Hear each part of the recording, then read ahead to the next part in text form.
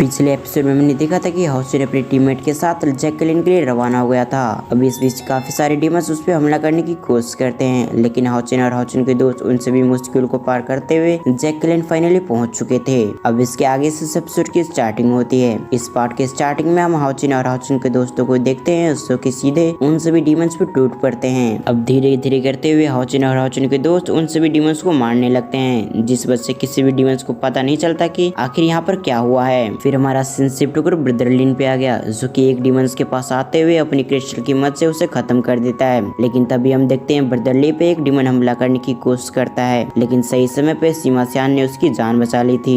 दूसरी तरफ हमारा सीन शिफ्ट होकर हाउसिन पे आ गया, जो कि एक डीमन के ग्रुप में एंट्री करते हुए अपनी डिवाइन सोर्ड को निकालते हुए उन सभी को खत्म करने लगता है। अब कुछ समय के अंदर हाउसिन ने उस डीमन सोर्ड को खत्म कर दिया था, जिसके बाद हमारा सीन शिफ्ट होकर सायर पे आ गया, जो कि अभी के समय वो भी डीमन से लड़ रही थी। सायर अपनी स्पीड की पावर का इस्तेमाल करते हुए सभी डीमंस को एक झटके में खत्म कर देती है। हाउसिन जैकलिन के हेड को चुनौती देते हुए कहता है, जैक आखिर तुम कहां पर हो? मैं तुमसे लड़ने के लिए आया हूं, जिस वजह से तुम अपने लोगों को बलि ना बनाते हुए यहाँ पर जल्द से जल्द आओ। लेकिन दूसरी तरफ से कोई रिप्लाई नहीं आता, जिस वजह से हाउसिन भी आगे बढ़ जाता है। अब ऐसे करते हुए उन्होंने काफी सारे डीमंस को खत्म कर दिया। दूसरी तरफ हमारा सेंसिटिव टुकर काफी सारे डीमंस पे आ गया, जो कि आगे की तरफ बढ़ते हुए कहता है, जरूर यहाँ पर कुछ गड़बड़ हुआ है। ये सब कहते हुए लगातार आगे की तरफ बढ़ ही रहे थे। उस समय उन्हें हाउसिन और हाउसिन के दोस्त मिलते हैं। अब उन्हें देखते एक डीमन वहां से इन्फॉर्म करने जाता है, ताकि इस तरीके से वो अपने लोड को बता सके। लेकिन इससे पहले आइस पेपेट ने अपनी पावर का इस्तेमाल करते हुए एक झटके के अंदर ही उन सभी को खत्म कर दिया। अब ऐसे करते हुए उन्होंने 3 गेट को पार कर लिया था, जिस वजह से वो सभी अभी फिलहाल के लिए सेंटर में आ चुके थे।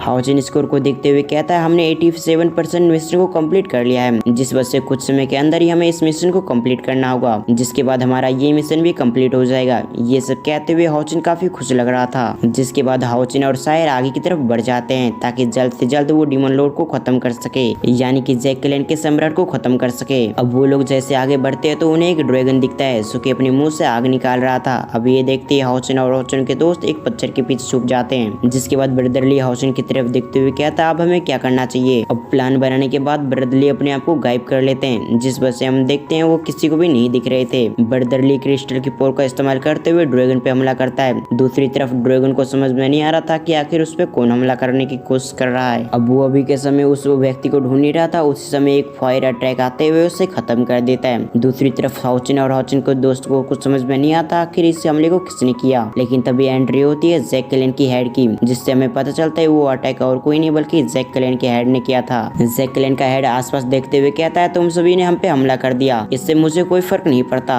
अब तुम में से कोई भी आगे आओगे और हमें मारने की कोशिश करोगे तो हम तुम्हें मार कर खा जाएंगे, क्योंकि अभी के समय हमारी स्क्वाड में कम आदमी बचे हुए हैं, जिस वजह से हम काफी आसानी से अपने पेट को भर कर खा सकते हैं। अब उसकी ऐसी बात सुनते हुए हाउसिन और हाउसिन के दोस्त हैरान हो चुके थे। वो सभी आपस में बात करते हुए कहता है, आखिर ये जैकलिन का हेड कैसा व्यक्ति है जो कि अपनी प्रजा को मर जाने के बाद भी खुशी मना रहा है कि वो हम सभी को खा सकता है। फिर हमारा सेंसिटिव टुकर वेजवान पे आ गया, जो कि हाउसिन को बताते हुए कहती है, इसका लेवल तो 8 पे है, जिस वजह से हम इससे नहीं लड़ पाएंगे और इससे लड़ने के लिए हमें एक प्लान की जरूरत चाहिए होगा, तभी हम इससे लड़ पाएंगे। ये सब सुनते हुए हाउसिन भी इसके लिए एग्री करता है, क्योंकि वो जानता था कि उसकी इतनी पावर नहीं कि वो लेवल 8 के व्यक्ति से लड़ सके, यानी कि डीमन से, और अगर वो सभी लड़ने की कोशिश करेंगे तो काफी घायल हो जाएंगे। अब कुछ समय सोचने के बाद हाउसिन को एक आइडिया आता है, जिसके बाद वो सीमा सियान से कहता है, अब तुम ही हमें इस मुसीबत से बाहर निकाल सकते हो। अब हाउसिन की ये बात सुनते ही वो हैरान हो गया था। वो अपने मन में क्या था, आखिर मैं कैसी मदद कर सकता हूँ। अब सीमा सियान की ये कहती है, हमारा सिंसिप टुकर सीमा सियान पे आ गया, जो कि अभी का समय उसी पुल के पास खड़ा हुआ था, यानी कि नदी के पास, जहाँ पर पिछली बार हाउसिन और हाउसिन के दोस्त मरते मरते बच गए थे। अभी के समय हाउसिन का ये प्लान था कि सीमा सियान और वो डीमन लॉर्ड दोनों गंजे थे, जिस वजह से सीमा सियान उस मछली को भड़काते हुए यहाँ तक लेकर आएगा। फिर ये लोग उन दोनों के अंदर फूड डालते हुए उन दोनों में लड़ाई करवा देंगे, जिसके बाद वो दोनों एक दूसरे से लड़ते हुए एक दूसरे को खत्म कर देंगे। अब इस बात को याद करते हुए सीमा सियान भी इसके लिए एग्री हो गया था,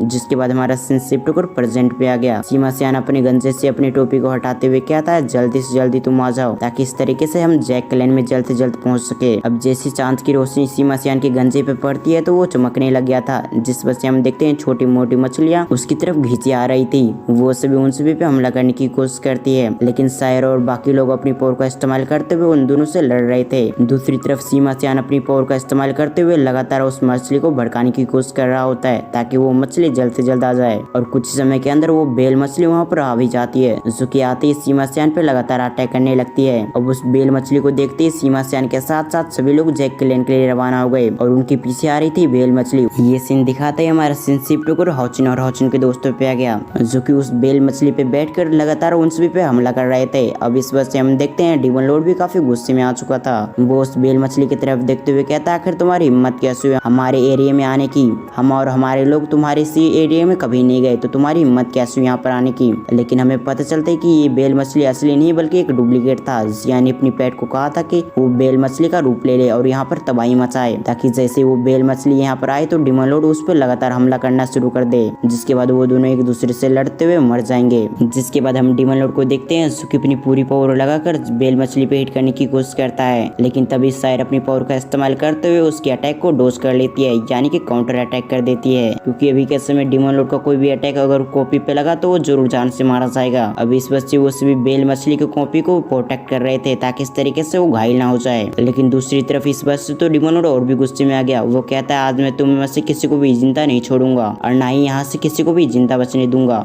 ये सब कहते हुए जैक क्लेन का हेड पावरफुल अटैक कर रहा था। अब इस वजह से वहाँ पर हाउचिन भी आ गया ताकि वो अपनी पावर का इस्तेमाल करते हुए अपनी टीममेट की मदद कर सके। अब कुछ में ऐसी फाइट होने के बाद वहाँ पर फाइनली बेल मछली भी आ गई थी, जो कि आते ही उस टकले पे हमला करने लगती है, यानी कि जैक क्लेन के हेड पे। दूसरी तरफ जैक क्लेन का हेड भी बिना कुछ सोचे समझे उस पे अटैक करने लगता है। अब उस बेल मछली को आता देख हाउचिन और हाउचिन को जल्दी से पत्थर के पीछे छुप जाते हैं ताकि इन दोनों के अटैक से उन्हें कुछ ना हो। दूसरी तरफ बेल मछली आते के साथ ही जैक क्लेन के हेड पे अटैक कर देती है। अब इस कारण से जैक क्लेन के हेड पीछे धकेला जाता है। फिर उसके बाद बेल मछली उससे कहती है, आखिर तुम्हारी हिम्मत कैसी हुई मेरे इलाके में आने की? क्योंकि अभी के समय बेल मछली को ऐसा लग रहा था कि टकला इंसान तो यहाँ पर एक ही है, जो कि और कोई नहीं बल्कि जैक क्लेन का हेड है। जिस वजह से उसे ऐसा लग रहा था कि जैक क्लेन का हेड उसके इलाके में आने की कोशिश करी थी। दूसरी तरफ बेल मछली की ये बात सुनते ही जैक क्लेन का हेड काफी गुस्से में आ गया। वो अपने पावरफुल अटैक करते हुए उस बेल मछली पे कर देता है। दूसरी तरफ हाउचिन और हाउचिन के दोस्तों को ऐसा लग रहा था कि बेल मछली का काम यहीं पर खत्म हो जाएगा, क्योंकि ये अटैक देखने से तो काफी पावरफुल लग रहा था। लेकिन कुछ समय के अंदर कुछ ऐसा होता है जिस वजह से सभी लोग हैरान हो जाते हैं, क्योंकि उस बेल मछली ने इस अटैक को खा लिया था। जिसके बाद वो कहती है, इस अटैक में काफी नमक कम है, जिस वजह से अगर इसमें नमक ज्यादा होता तो ये और भी स्वादिष्ट बन सकता था।